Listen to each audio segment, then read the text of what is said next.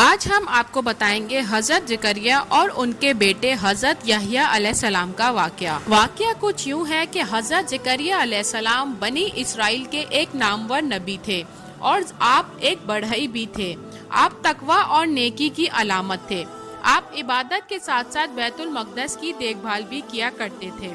سورہ آل عمران آیت نمبر 33 اور 34 میں اللہ تعالیٰ فرماتے ہیں، بے شک اللہ تعالیٰ نے تمام جہانوں کے لوگوں میں سے آدم کو اور نوح کو اور ابراہیم کو اور عمران کے خاندان کو چن لیا، اور یہ سب آپس میں ایک دوسرے کی نسل سے ہیں اور اللہ تعالیٰ سنتا اور جانتا ہے۔ عمران علیہ السلام داؤد علیہ السلام کی اولاد میں سے ہیں، اور زکریا علیہ السلام کی بیوی یحییٰ کی والدہ عیشا اور مریم علیہ السلام کی والدہ حنا دونوں بہنیں تھیں، اور زکریا علیہ السلام رشتے میں حضرت مریم علیہ السلام کے خالو تھے۔ اسی طریقے سے یحییٰ اور مریم علیہ السلام آپس میں خالہ زاد تھے۔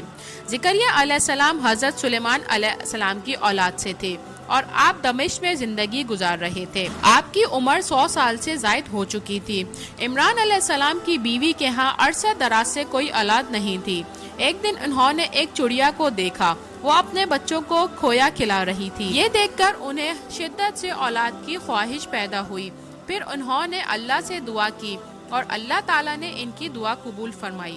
چنانچہ جب بچے کی ولادت کا وقت قریب آیا تو انہوں نے ایک نظر مانی، جیسا کہ سورہ آل عمران آیت نمبر 35 میں اللہ تعالیٰ فرماتے ہیں، جب عمران کی بیوی نے کہا، اے میرے رب، پیٹ میں جو کچھ ہے اسے میں نے تیرے نام آزاد کرنے کی نظر مانی ہے، تو میری طرف سے قبول فرما، یقیناً تو پوری طرح سننے اور جاننے والا ہے۔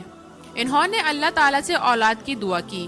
اللہ تعالیٰ کے حکم سے جب انہیں بچہ پیدا ہونے کی امید ہوئی تو انہوں نے نظر مان لی، جس بچے کو جنم دوں گی اللہ تعالیٰ کے لیے آزاد چھوڑ دوں گی تاکہ بیت المقدس کی خدمت کرے۔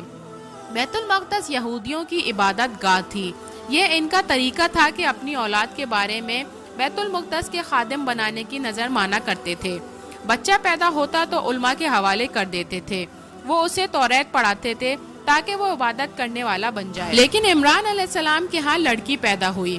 لڑکی کو بیت المقدس کی خدمت کے لیے وقف نہیں کیا جاتا تھا۔ سورہ آل عمران کی آیت نمبر 36 میں اللہ تعالیٰ فرماتے ہیں، جب بچی پیدا ہوئی تو کہنے لگی، اے پروردگار، میرے ہاتھوں لڑکی پیدا ہوئی ہے، اور اللہ تعالیٰ کو خوب معلوم ہے کہ کیا اولاد ہوئی ہے، اور لڑکا لڑکی جیسا نہیں، میں نے اس کا نام مریم رکھا ہے۔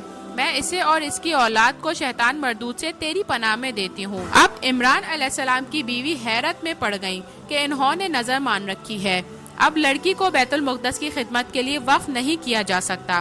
ان کے خاوند عمران بیت المقدس کے عابدوں میں سے تھے۔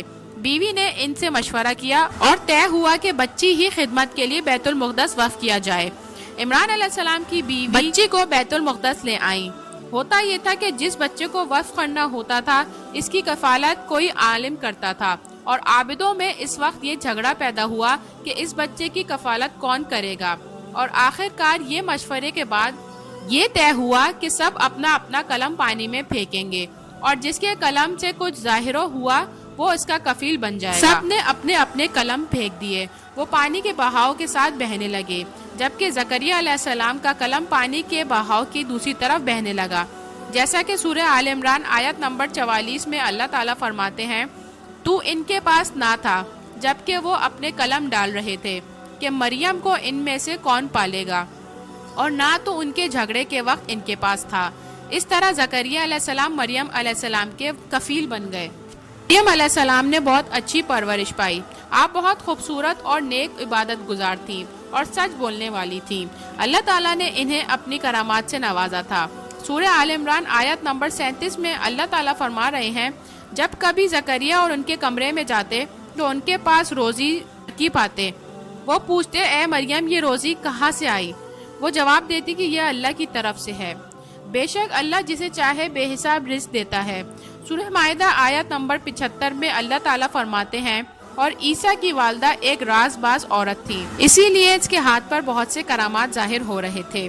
سورہ آل عمران آیت نمبر 42 میں اللہ تعالیٰ فرماتے ہیں، اور جب فرشتوں نے کہا، اے مریم، اللہ تعالیٰ نے تجھے برگزیدہ کر دیا اور پاک کر دیا، اور تمام جہانوں کی عورتوں میں سے تیرا انتخاب کر دیا۔ سورہ مائدہ آیت نمبر 75 میں اللہ تعالیٰ فرماتے ہیں مسیح ابن پیغمبر ہونے کے سوا اور کچھ بھی نہیں، اس لیے پہلے بھی پیغمبر ہو چکے ہیں۔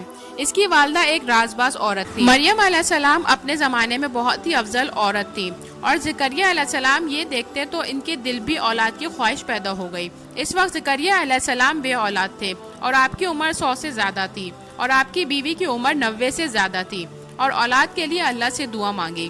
سورہ مریم میں اللہ تعالیٰ فرماتے ہیں کہ کاف ہا یا عین صاد، یہ ہے تیرے پروردگار کی مہربانی کا ذکر جو اس نے اپنے بندے زکریا پر کی تھی، جبکہ اس نے اپنے رب سے چھپکے چھپکے دعا کی تھی کہ اے میرے پروردگار، میری ہڈیاں کمزور ہو گئی ہیں اور میرا سر بڑھاپے کی وجہ سے بڑک رہا ہے، لیکن میں کبھی بھی تجھ سے دعا کر کے محروم نہ رہا، اور مجھے مرنے کے بعد اپنے قرابت والوں کا ڈر ہے۔ میری بیوی بھی بانجھ ہے، بس تو مجھے اپنے پاس سے وراثت عطا فرما جو میرا بھی وارث ہو اور یعقوب کے خاندان کا بھی جانشین ہو، اور میرے رب تو اسے مقبول بندہ بنا لے۔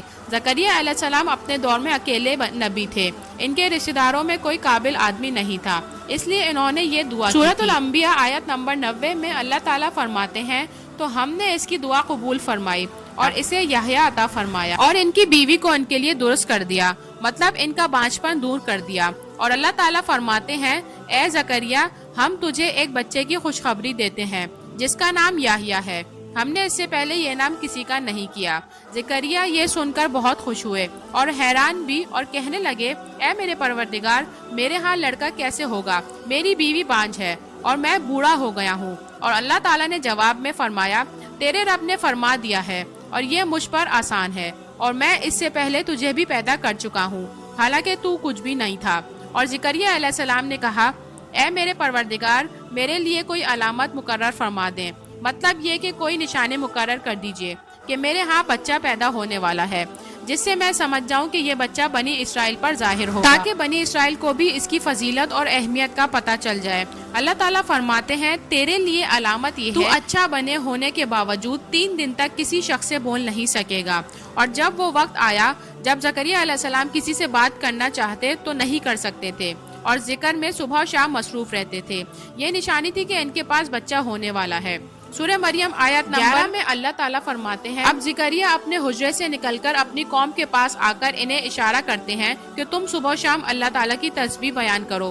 سورہ آل عمران آیت نمبر 39 میں اللہ تعالیٰ فرماتے ہیں بس فرشتوں نے اسے آواز دی جبکہ وہ حجرے میں کھڑے نماز پڑھ رہے تھے کہ اللہ تعالیٰ تجھے یحییٰ کی خوشخبری دیتا ہے جو اللہ کے کلمے کی تصدیق کرنے والا اور زاہد و نفس اور نمی ہے، نیک لوگوں میں سے ہے۔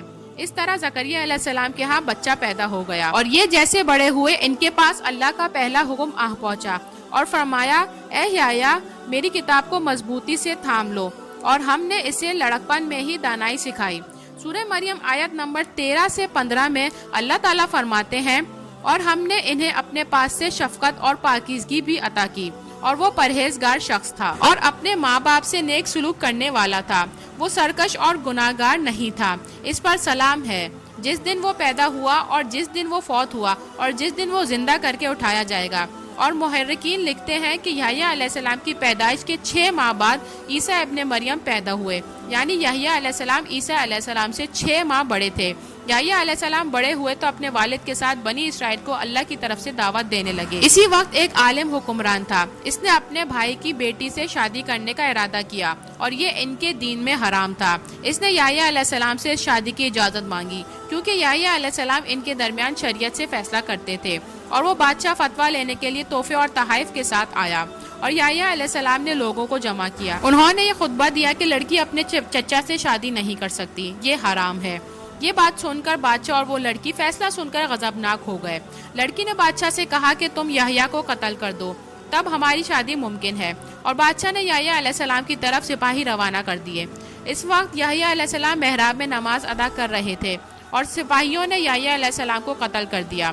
اس طرح بادشاہ نے اپنی بھتیجی سے شادی اور اس کے بعد انہوں نے آپ کے والد زکریا علیہ السلام کو بھی قتل کر دیا تھا۔